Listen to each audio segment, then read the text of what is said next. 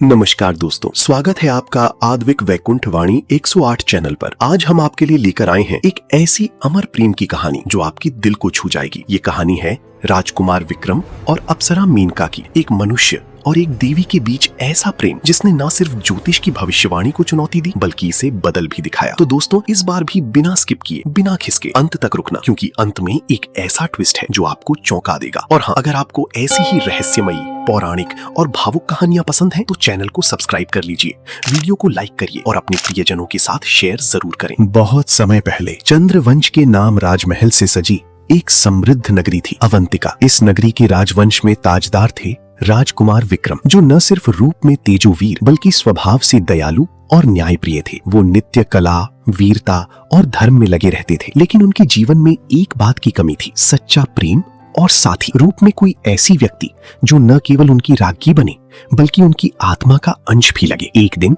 विक्रम ने शिकार के बहाने जंगल की ओर कदम बढ़ाया। राजा के हुक्म थे कि वो अधिक युद्ध और राजकाज के बारे में सोचें, लेकिन उनका हृदय अपनी ही राह चुनता था। विक्रम जानवरों का शिकार करने से ज्यादा जंगल की प्राकृतिक सुंदरता का आनंद लेते थे। इसी भाव के साथ वो जंगल में आगे बढ़ते गए और अंत में एक ऐसी सरोवर के किनारे पहुंचे जो देखने में स्वर्ग का अंश लग रहा था। सरोवर का जल चंद्रमा की रोशनी में चमक रहा था, जैसे हजारों नीले रत्न एक साथ जगमगा रहे। विक्रम ने देखा सरोवर के किनारे नहा रही थीं कई अप्सराएं, जो स्वरूप में इतनी निर्मल थीं कि उन्हें देखते ही जैसे कलयुग का अंधेरा दूर हो जाए। वे गाती, नाचती, खिलखिलाती, जलती झिलती लगती थीं, मानो जल ही उनका घर हो। सबसे सुंदर और शांत थी मेनका। उनके लंबे काले बाल जल पर तैर रहे थे, चेहरा चंद्रमा की तरह निर्मल और आंखें ऐसी गहरी कि उनमें देखते ही जैसे आत्मा उतर जाए। विक्रम चुपचाप उन्हें देखते रह गए। उनका हृदय धड़क उठा। वे जानते थे कि ये अप्सरा हैं, लेकिन साथ ही उनके भीतर एक आवाज गूंज रही थी, ये तो मेरी खोई हुई आत्मा लगती है। थोड़ा झिझक कर विक्रम ने धीरे से कहा, हे देवी, तुम्हें देखकर ऐसा लग रहा है जैसे आज तक मेरा जीवन अधूरा था। कौन हो तुम सच में, और इस धरती पर क्यों आई हो? मेनका ने धीरे से मुस्कुराया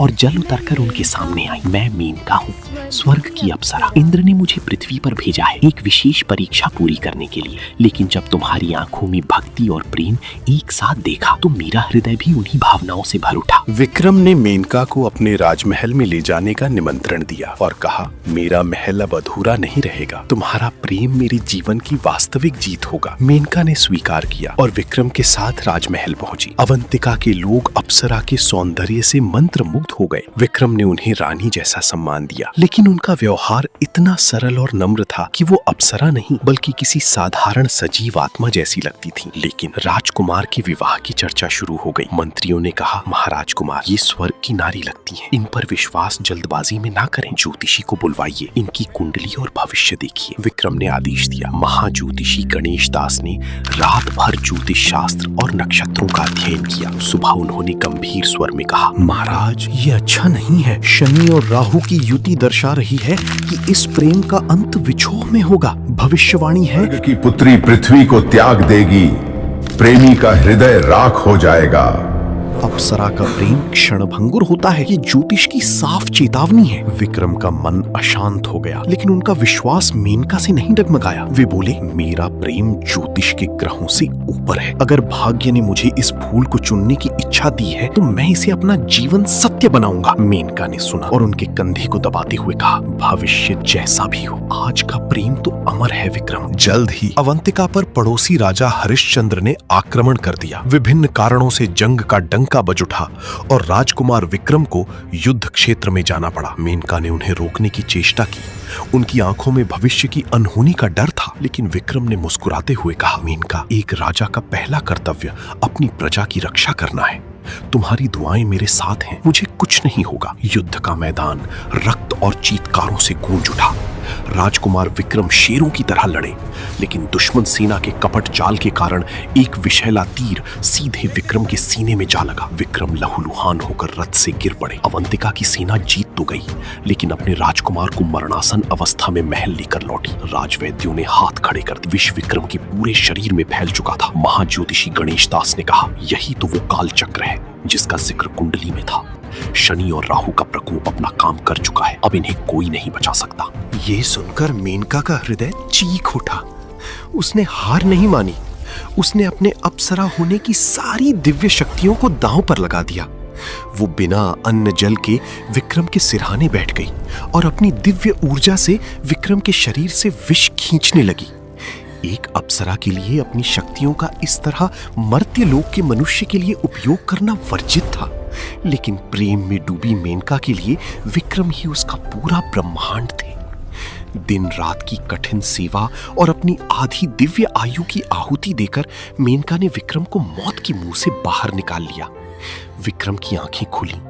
उन्होंने देखा कि मेनका कमजोर और पीली पड़ चुकी थी, लेकिन उसकी आंखों में विक्रम को जीवित देखने का असीम संतोष था। जैसे ही विक्रम पूरी तरह स्वस्थ हुए, अवंतिका में खुशियां लौट आईं, लेकिन ये खुशी ज्यादा दिनों तक नहीं टिकी। स्वर्ग के राजा इंद्रदेव इस बात से क्रोधित हो उठे कि एक अप्सरा ने मृत्यु लोक के नियमों का उल्लंघन किया और काल चक्र को बदल दिया। एक रात जब पूरा महल सो रहा था, आसमान में भयंकर बिजली कड़की। साक्षात इंद्रदेव विक्रम के शयन कक्ष में प्रकट हुए। उनके तेज से पूरा कमरा जगमगा उठा। इंद्र ने कड़कती आवाज में कहा, मेनका, तुम्हारा पृथ्वी पर रहने का समय समाप्त हुआ।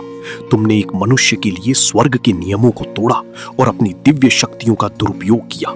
तुम्हें तुरंत मेरे साथ स्वर्ग लौट जाना होगा। यदि तुमने मना किया तो अवंतिका नगरी अभी इसी क्षण भस्म हो जाएगी और विक्रम का प्राण पखेरु उड़ जाएगा। विक्रम तलवार तानकर खड़े हो गए। देवराज, आप मेरे प्राण दे सकते हैं, लेकिन मेरे प्रेम को मुझसे नहीं छीन सकते। लेकिन मेनका जानती थी कि देवराज के क्रोध के आगे पूरी नगरी स्वाहा हो जाएगी।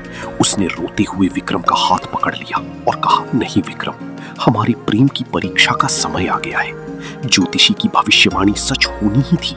मुझे जाना होगा। मेनका के जाने के बाद राजकुमार विक्रम पूरी तरह टूट चुके थे। वे ना तो राजकाज संभालते और ना ही किसी से बात करते। वे दिन रात बस उसी सरोवर के किनारे बैठे रहते जहां वे पहली बार मेनका से मिले थे। लोग कहने लगे कि राजकुमार अब पागल हो चुके हैं।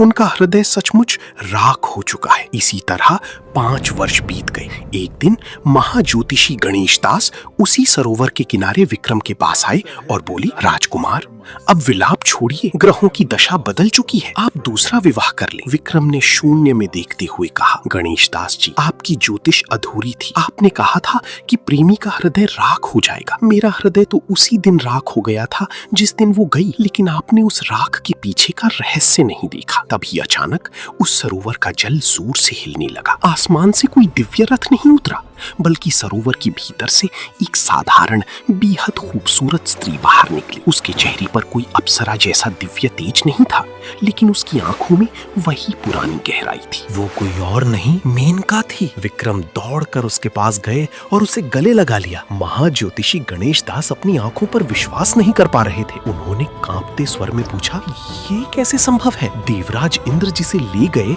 वो वापस कैसे आ सकती हैं? और इसके चारों तरफ वो दिव्य आभा क्यों नहीं है? यही था इस कहानी का सबसे बड़ा ट्विस्ट। मेनका ने मुस्कुराते हुए कहा, महाज्योतिषी जी, आपकी भविष्यवाणी बिल्कुल सच थी। स्वर्ग की पुत्री ने सचमुच पृथ्वी का त्याग कर दिया था, लेकिन मैं अब स्वर्ग की पुत्री या अप्सरा हूँ ही नहीं। जब मैं स्वर्ग पहुंची तो मैंने देवराज से कहा कि मेरा शरीर भले ही स्वर्ग में है, लेकिन मेरी आत्मा पृथ्वी पर विक्रम के पास छूट गई है। मैंने देवराज से प्रार्थना की कि वे मेरी अप्सरा की पदवी, मेरी अमरता, मेरी सुंदरता और मेरी सारी दिव्य शक्तियां हमेशा के लिए छीन ले और मुझे एक साधारण मानव स्त्री बना दे। मेनका ने आगे कहा, देवराज मेरे निश्चल प्रेम के आगे हार गए। उन्होंने मेरी अमरता छीन ली और मुझे एक साधारण मनुष्य के रूप में पृथ्वी पर वापस भेज दिया, ताकि मैं विक्रम के साथ एक साधारण जीवन जी सकूं और उनके साथ ही बूढ़ी होकर मृत्यु को प्राप्त करूं। अवंतिका नगरी में एक बार फिर उत्सव मनाया गया। इस बार मेनका किसी अप्सरा के रूप में नहीं, बल्कि एक साधारण मानव पत्नी के रूप में